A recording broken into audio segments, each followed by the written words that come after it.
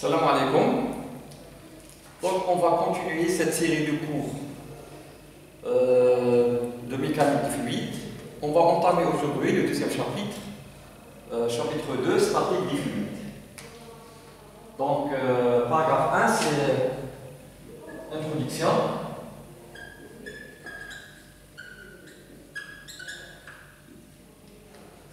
Alors, on a dit dans les généralités du chapitre 1er sur l'intérêt et les applications de la mécanique des fluides, on a dit que la mécanique des fluides s'intéresse au comportement des fluides, que ce soit au repos, c'est le cas de la statique des fluides, ou bien au mouvement. Au mouvement, ça découle et au écoulement. Dans cette partie, on va considérer lorsque le fluide est au repos, il n'y a pas d'écoulement. Cette branche, on l'appelle statique des fluides. Ce qui est important de noter dans la statique des fluides, c'est que dans le cas de la statique du fluide, donc c'est que le plus important, puisqu'il n'y a pas d'écoulement, donc le plus important, il n'existe pas. C'est-à-dire un mouvement, c'est-à-dire relatif, entre les particules fluides. Donc, qu'est-ce qu'on a dit la dernière fois? C'est que le fluide, on peut considérer que le fluide il est composé de plusieurs parties fluides en écoulement. Lorsqu'on imagine ce fluide, c'est-à-dire il est au repos, donc ces particules, il n'y a pas un mouvement entre ces particules. Donc, par conséquence, la conséquence de cette constatation, les seules forces qui s'appliquent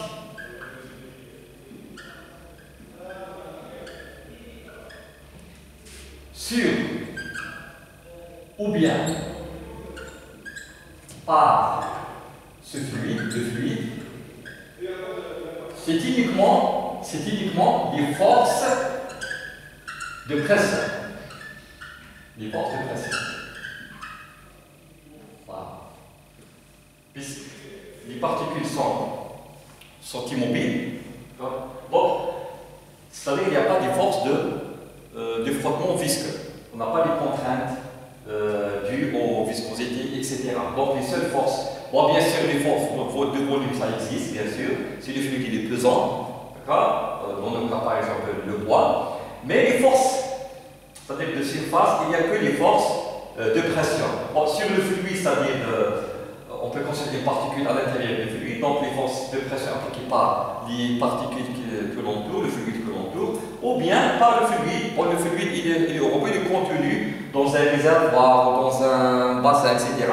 Donc ce fluide-là exerce des forces de pression sur ce bassin. Pour nous, par exemple, maintenant l'atmosphère, elle est au repos, il n'y a pas de vent, etc. Donc on subit de la part de l'atmosphère de la pression, c'est comme la pression atmosphérique. Très bien. Donc c'est pour cela, dans ce chapitre-là, donc notre souci majeur, c'est d'étudier la pression au sein du fluide, c'est-à-dire la pression du fluide. La pression, c'est comment cette pression varie dans le fluide en un point ou bien d'un point à un autre. Alors, on essaie d'établir ces lois de variation de la pression. Très bien. Donc, c'est dans cette introduction qu'on va étudier, c'est notre souci majeur dans ce chapitre, c'est l'étude de la pression. On dit la pression, bien sûr, en conséquence, c'est des forces de pression. On peut définir à partir de la pression des forces de pression. En deuxième paragraphe, variation de la pression en un point. On a un fluide, par exemple, un milieu fluide, voilà, c'est de l'eau, de l'air, etc. Voilà. Donc, qu'est-ce qu'on veut déterminer? C'est la variation de la pression d'un point à un autre. Un point 1 et un point 2, par exemple, point 1, c'est la pression, c'est P1, point 2, c'est la pression P2. Comment on va aller la pression? le fluide, bien sûr, est au repos. Là, au repos, il faut préciser c'est quoi au repos, ça soit un fluide par exemple, il est contenu dans un réservoir ou bien l'atmosphère qui nous entoure, il n'y a pas d'atmosphère, elle est au repos, voilà. Donc il n'y a pas d'accélération, il n'y a pas de vitesse, etc.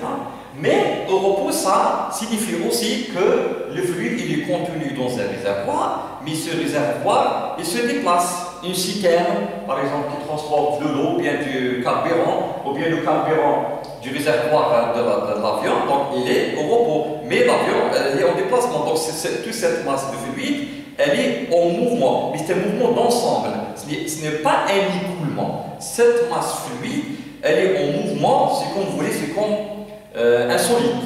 D'accord? Donc là, cette masse fluide, bien sûr, possède une accélération, etc.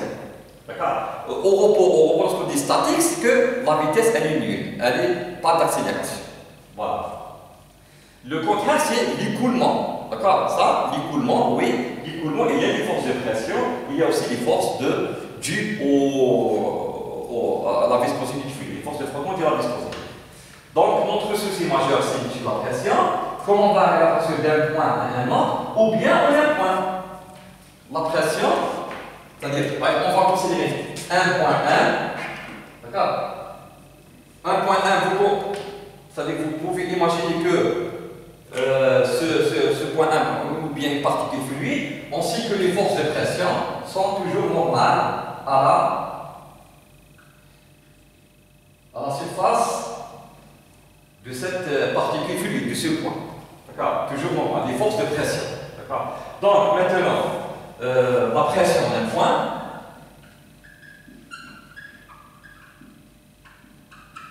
Ce point 1, on va redessiner ici. Ce point 1, ou bien c'est la particule 1. D'accord? Donc, la force de pression, elle est toujours normale.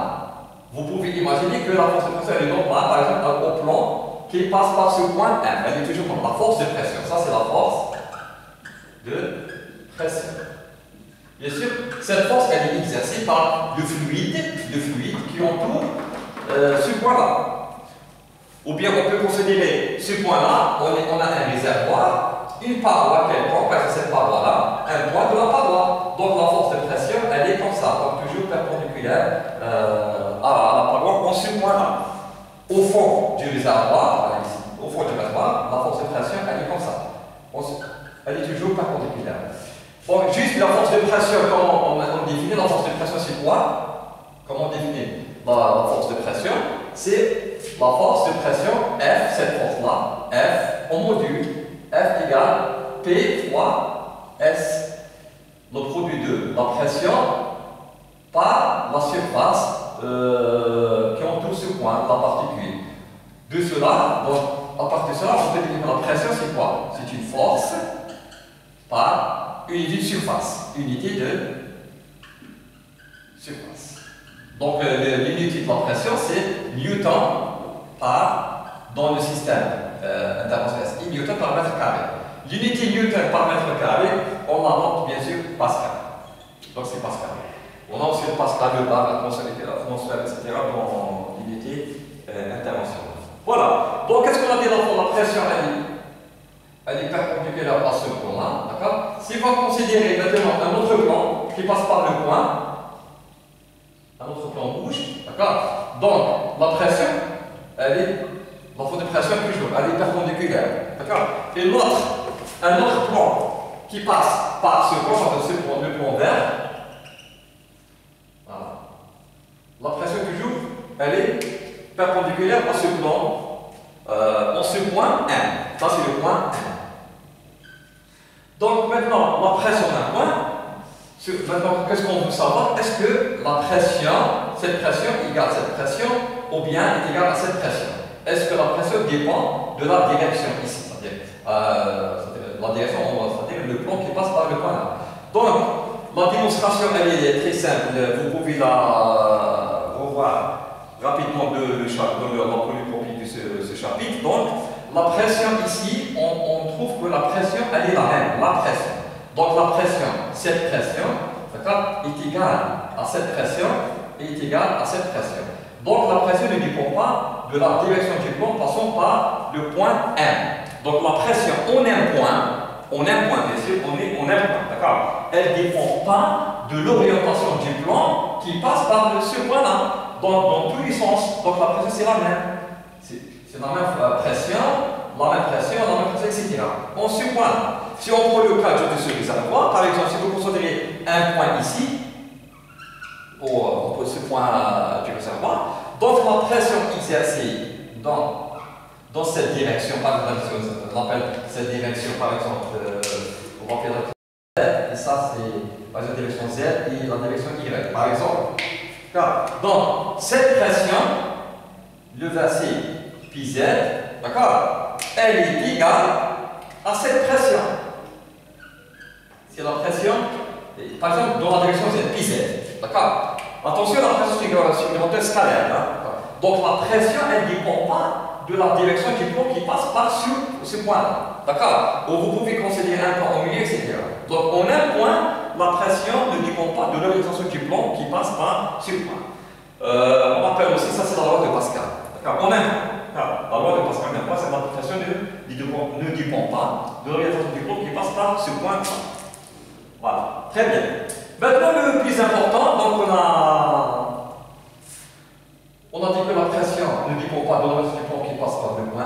Maintenant, la question qui se pose, la pression, comment varie d'un point à un autre dans le fluide. Donc la pression, comment varie d'un point à un autre. Donc en un point, elle ne varie pas en fonction de la direction du plomb, la même chose ici. Mais comment la pression varie, c'est-à-dire, quelle est la relation, par exemple, ici, entre P1 et P2?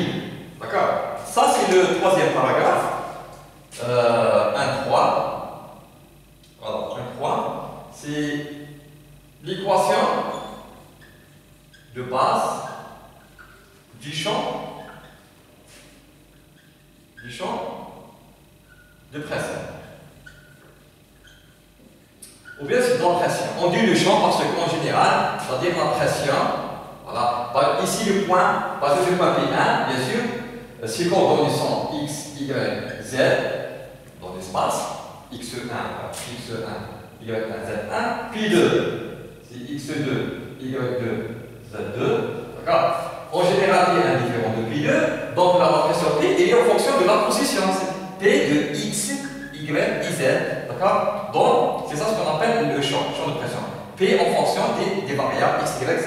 Ou bien, si on a un indice pi de X, pi de Y, en cas général, c'est pi de X, Y, Z. Donc, pour trouver cette loi de variation de la pression d'un point à un autre, donc on va considérer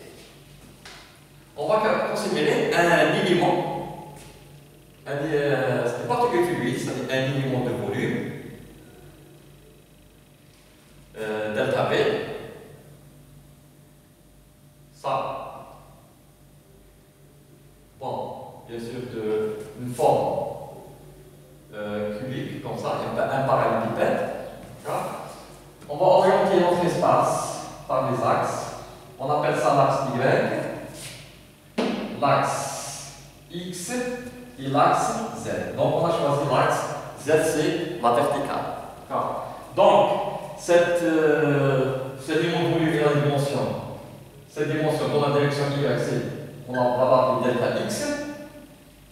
Ça, c'est la dimension selon l'axe X, c'est delta X. Et selon Z, on va dire ici Z, c'est delta Z.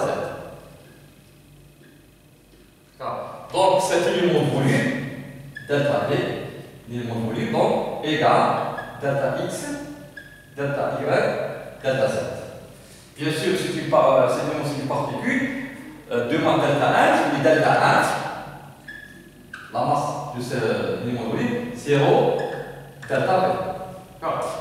Donc, on va désigner par ce point-là au milieu. Point 1, c'est le milieu de ce parallélépipède. Le point C, ça c'est le milieu. Milieu de ce parallélépipède. si vous voulez, le milieu de ce cube-là. Donc, au milieu de ce parallélépipède, la pression, ici, la pression, on va l'appeler P. Donc, ici, la pression, c'est P, au milieu. La pression, c'est P, une valeur donnée, P. Donc, maintenant, on va, bien sûr, on va déterminer l'équation, c'est-à-dire deux fois du champ de pression, c'est-à-dire l'équation qui gouverne, c'est-à-dire la pression. Donc, qu'est-ce qu'on va faire? Bien sûr, on va appliquer la deuxième loi de Newton. D'accord? La somme des forces qui s'appliquent à cet élément de volume, delta V de masse delta 1, d'accord, égale, bien sûr, delta 1 fois l'accélération. Donc, la somme des forces, deuxième loi de Newton. Donc, deuxième loi de Newton. Donc, la somme des forces, bien sûr, force extérieure qui s'applique sur cet élément de volume est égal, cet élément de masse, delta 1, égale delta 1 fois l'accélération. Voilà. Maintenant, oui, on est dans ce chapitre statique des fluides, mais on a l'accélération. D'accord? On pense tout de suite que l'accélération est nulle, mais ce qu'on a dit, donc c'est la statique. C'est-à-dire, la statique des fluides, c'est. Il n'y a pas de vitesse, il n'y a pas d'accélération. Mais là, on est en train de considérer le cas général. C'est-à-dire le cas général sur cette masse fluide, parce qu'elle se déplace comme un solide. Elle a un mouvement d'ensemble. Il n'y a pas d'écoulement et elle est au repos, donc contenue dans un réservoir, mais elle est en déplacement. Donc ça peut être qu'elle a une accélération par rapport au repère fixe. D'accord? Ou bien, ça se peut que cette masse elle est contenue dans un réservoir qui tourne là. Donc, on remarque que toute la masse fluide tourne comme un solide avec le réservoir qui est en train de se tourner. Elle tourne comme un solide. Elle circule parmi toute la masse d'ensemble. Donc, les particules fluides à l'intérieur de cette masse fluide, il n'y a pas un mouvement relatif entre particule et une autre. Donc, il n'y a pas un mouvement relatif, donc il n'y a pas de gradient de vitesse, donc il n'y a pas de contrainte, etc. Donc, les seules forces qui existent, c'est uniquement la pression. Très bien. Maintenant, les forces qui s'exercent sur cette particule fluide, bien sûr, il y a les forces, c'est toujours, on a des forces de surface, les forces de volume. On va commencer par les forces de volume. Ici, c'est le poids de ce parallélépipède. Donc, le poids, bien sûr, c'est 50% de gravité, c'est le milieu. On va l'appeler, on va le monter par W. Ou bien delta W. Ici, W pour dire weight. On va monter le poids par W pour dire weight. Pourquoi pas par P? Le poids, on avait l'habitude de monter P parce que c'est maintenant P en réserve, c'est pour la pression. Très bien. Donc les forces, on va repérer les forces. Voilà, il y a le poids, il y a aussi les forces de pression. Donc vous imaginez qu'on a isolé cet élément de volume à l'intérieur du fluide. Donc cet élément de volume est entouré par un fluide qu'on n'a pas représenté ici. Donc le fluide exerce sur la surface de ce volume élémentaire des forces de pression. D'accord? Des forces de pression. Maintenant, on va voir ces forces de pression, comment elles sont représentées. Considérons par exemple on va prendre cette face-là. Cette face-là. D'accord? Cette face-là, on va considérer, on regarde comme ça, c'est le plan XZ. D'accord? Donc, il y a une force de pression qui s'applique toujours perpendiculairement. Les forces de pression s'appliquent bien sûr toujours perpendiculaires à la surface considérée. Donc la force de pression. Alors, la force de pression, bien sûr, on dit bien la force de pression est égale la pression fois cette surface. D'accord? Cette surface delta S est égale à quoi? Cette surface, on va l'écrire ici. Cette surface ici, est égale à delta X fois delta Z. Delta X fois delta Z. Maintenant, la pression exercée ici. D'accord? La pression. Au départ, on a monté la pression constante égale à P. Donc, la pression ici est égale à cette pression P plus dP sur dy delta Y sur 2. Donc, la pression ici, là, la pression est égale à cette pression-là plus la dérivée par rapport à Y, sinon la direction Y, d'accord? Fois la distance entre le point, ici le centre de gravité, et cette surface. On a noté ça, cette distance Donc, ça c'est delta x, pardon, ça c'est delta y. Delta y, c'est delta y. D'accord. Cette distance-là, elle est delta y, ça c'est le milieu. Donc, c'est pour ça qu'on a ce delta y sur 2. Et on a divisé par rapport à y. Bon, cette formule, d'où on a obtenu ça? On a appliqué la formule de Taylor. La formule de Taylor, qu'est-ce qu'il nous informe? F de x égale à quoi? C'est égal à f de x0 plus f' de x0 fois x moins x0, bien sûr c'est 1 sur 1 factoriel, etc. etc. Nous on s'est arrêté à là. Donc ici f c'est la pression. Maintenant comment on va aller? Le point x0 c'est le centre. Donc le point x c'est là, par exemple ce point x là.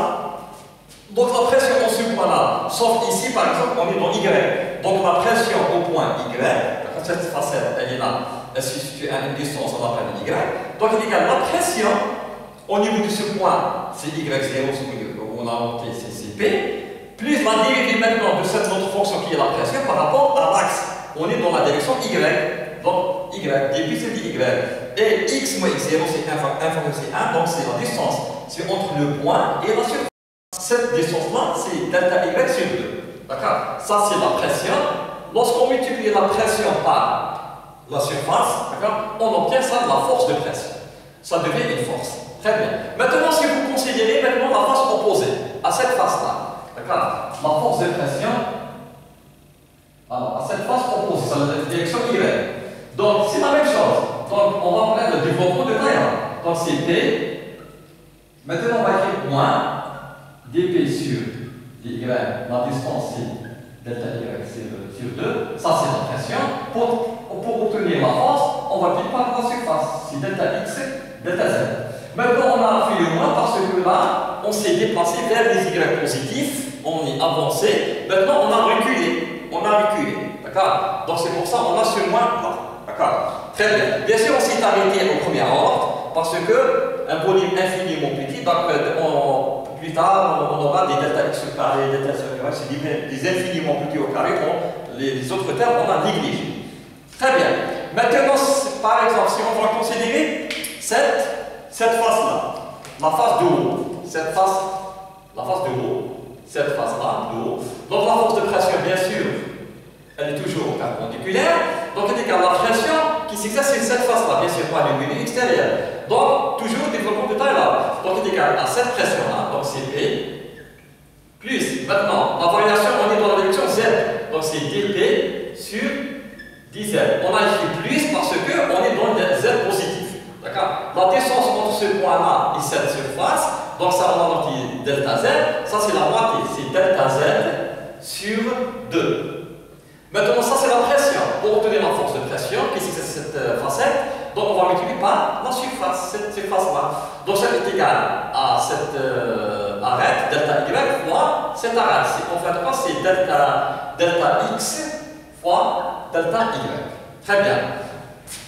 La facette opposée d'en bas, la facette opposée, c'est la même chose, donc c'est P.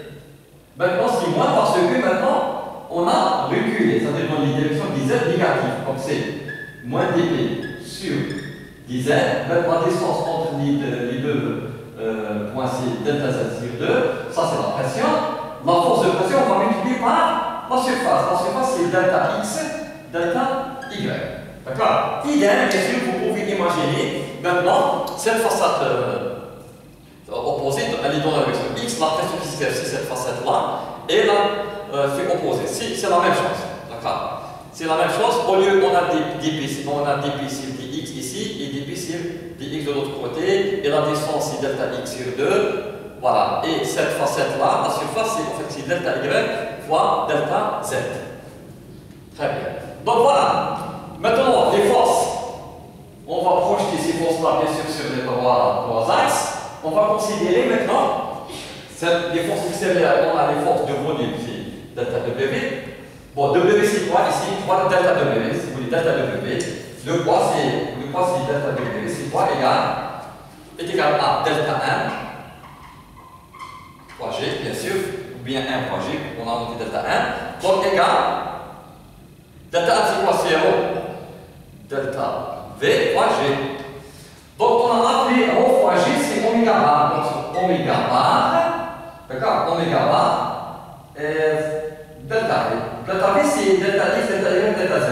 Bon, le poids est dans la direction Z, donc si on écrit le vecteur unitaire K, dans ce cas il est négatif parce qu'il est vers les Z négatifs. On va noter les vecteurs unitaires, ça c'est I, ça c'est J, et ça c'est K. Très bien. Maintenant, cette équation vectorielle, on va la projeter sur les trois axes.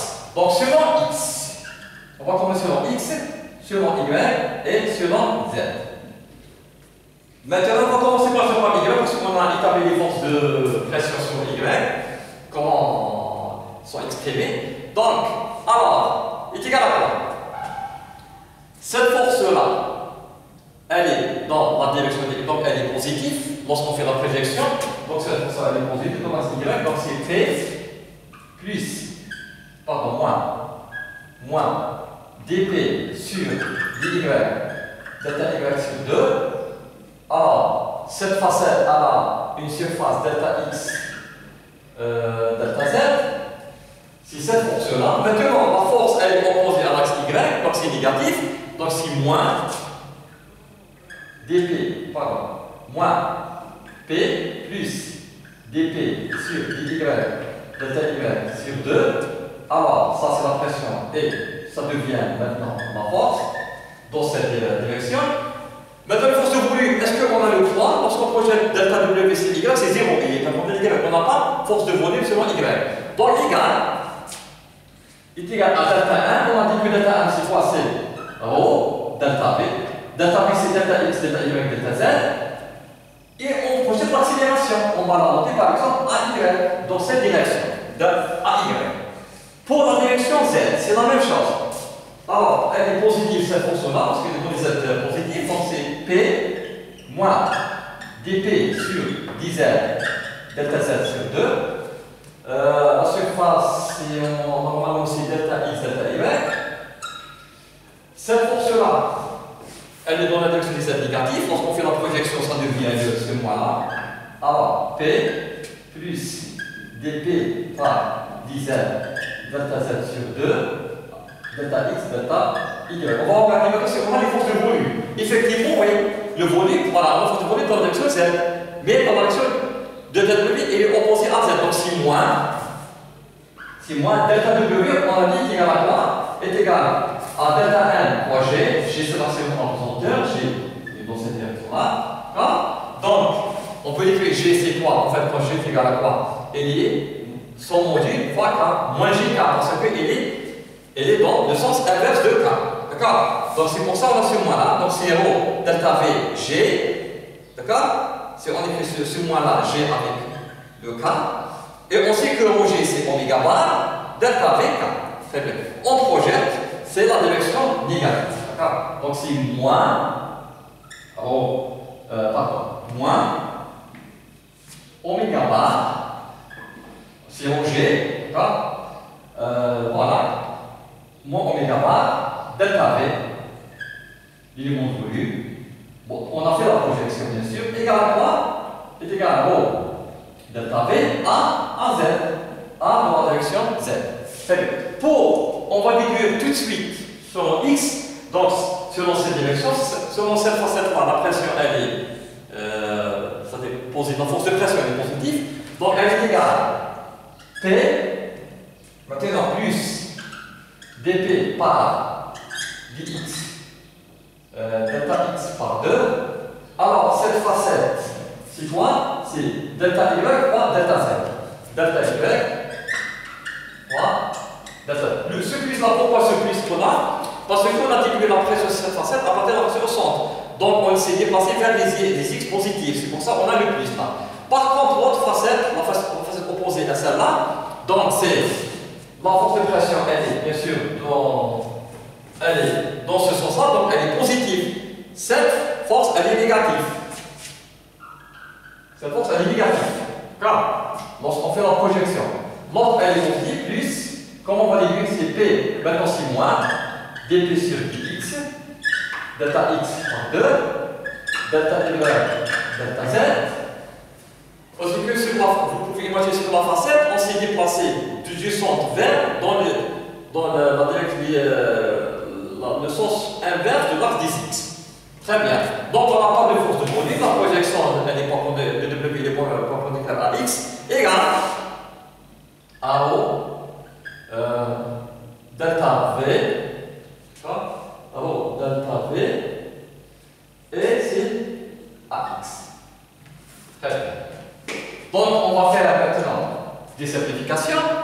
Donc vous pouvez rapidement déduire, on fait les produits, etc. Donc c'est une manipulation algébrique simple. On va trouver quoi? Pour la première, selon x, la première équation, on vous allez trouver moins dp sur dx. Sur dx maintenant, parce qu'on a fait la somme moins avec le moins ici, d'accord? Donc ça devient moins delta x sur 2 plus delta x sur 2 c'est delta x, fois delta x, delta y, delta z. D'accord? Fois delta x, delta y, delta z c'est delta v. Donc il est égal directement, on va simplifier delta x fois delta y, delta z qui est delta v avec ce delta v. Il nous reste rho AX. Pour la direction y, c'est la même chose. Vous allez trouver 2 moins dp sur y égale rho AY. Selon z, c'est moins dp sur dz, mais là, on a le poste oméga bar égale rho AZ. Donc, lorsqu'on fait ces réarrangements, vous allez retrouver des produits delta x, delta y, delta z qui est delta v. Donc, on élimine delta v avec ce delta v. Il apparaît sur les deux mondes, donc on peut simplifier par delta v. Donc, voilà. Donc, on est appliqué à l'équation de base de solution de pression. Ce force